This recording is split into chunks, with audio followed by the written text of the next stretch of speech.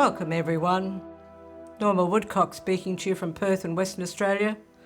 I'd like to speak into the readings for the 6th Sunday in Ordinary Time, Year A. And the theme is Stinking Thinking. I heard a public speaker say this once, and I think it's very apt. We all have stinking thinking. In Matthew's Gospel, Jesus is saying, murder and adultery are born in the heart. And he talks about those angry feelings that may lead to murder and about lustful thoughts and desires which may lead to sexual sin and infidelity. So we must got to have the courage to look into our hearts. We must have that courage. What's going on inside us? What's going on in our thoughts, our intentions, our attitudes and our desires? So Jesus said virtue needs to go deeper than an outward show.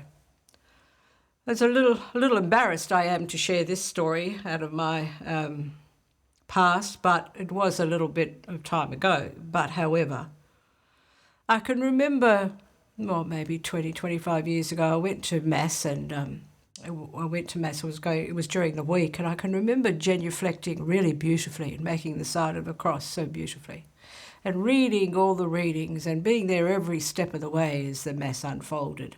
And going up and receiving communion and then coming back and kneeling down after communion and working out in my heart how I could get back at my husband, who I felt wasn't treating me well and wasn't doing what I wanted him to do.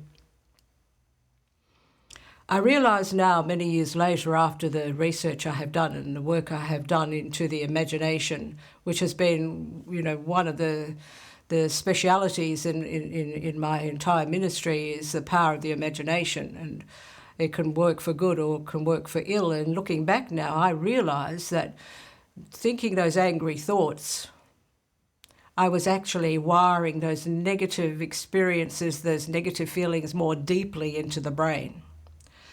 So I want to touch a little bit into the neuroscience, because I have found that my research into neuroscience, this field of neuroscience, confirms so much of what the Bible says, so much of what the Ignatius way of praying tells us about imagining in the positive.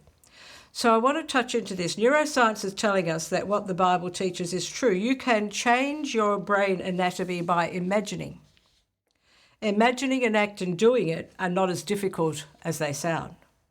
And brain scans show that in action and imagination, many of the same parts of the brain are activated. And science is showing that meditating on elements of Jesus' teaching rewires healthy new circuits in the brain. So I want to just take, very briefly, a couple of scriptures. Proverbs 23:7 in the King James Version says, as a man thinketh in his heart, so is he. And I was thinking angry thoughts, and I was thinking revengeful thoughts, and I was thinking how to get back at him thoughts. And really, my character at that stage was just enmeshed in the negative. And we hear in 2 Corinthians 10:5, capture the thoughts of your imagination. So we have to watch our thinking, or we'll get stinking. So we watch our thinking. We be careful what we imagine.